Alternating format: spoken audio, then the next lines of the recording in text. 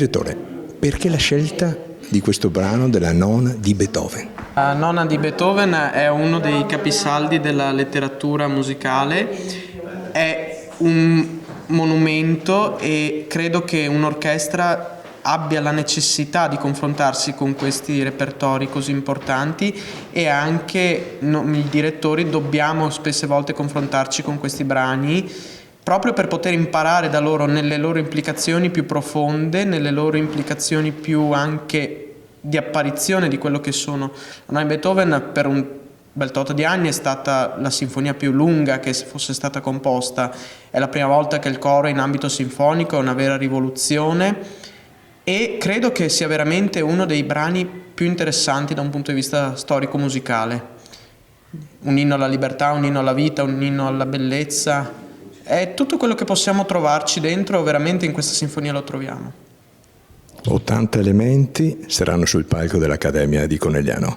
Ma credo che anche per il pubblico vedere 80 persone gioiose di suonare e di cantare sia una cosa veramente molto bella. L'entusiasmo che si sta respirando è una cosa veramente impressionante, nel senso più stretto del termine, cioè l'orchestra ha una voglia di suonare questo capolavoro, il coro in parte l'ha già cantata, in parte no, ma anche loro hanno una voglia di cimentarsi in questo lavoro che è impressionante. È una bella sfida anche tenere sotto controllo 80 persone più 4 solisti, ma insomma è anche una cosa che dà onore all'orchestra suonare questo brano e personalmente mi ritengo un fortunato a poterlo eseguire. Un'orchestra e un coro fatta di giovani, quindi si potrebbe dire largo ai giovani finalmente? Aspetta a me dirlo, possiamo dire che comunque a livello di età media l'orchestra è un'orchestra giovanile, il coro è un coro professionale che ha investito in questo progetto di aiutare i giovani nell'inserimento lavorativo musicale. L'orchestra è formata per larga parte da giovani, ma ci sono alcune prime parti storiche delle orchestre venete. Io dico che il fondatore di questa orchestra insieme a me è stato uno dei più anziani e più storici violinisti di Padova e quindi di questo va ringraziato perché è stato uno dei pochi a credere nell'inserimento giovanile nel mondo musicale. Per la prima volta a Conegliano approda la musica classica di un certo livello, quindi per lei è un ruolo importante.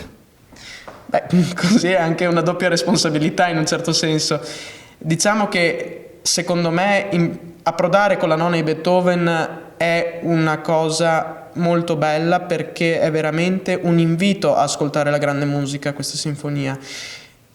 È la sintesi di tutto ciò che è stato e il concepimento di tutto ciò che sarà, quindi veramente io dico che la Nona di Beethoven è un capolavoro senza precedenti e per questo secondo me anche approdare in una città dove mancava la musica classica in un certo tipo, con un'orchestra, con un coro, con la Nona di Beethoven è un bell'inizio.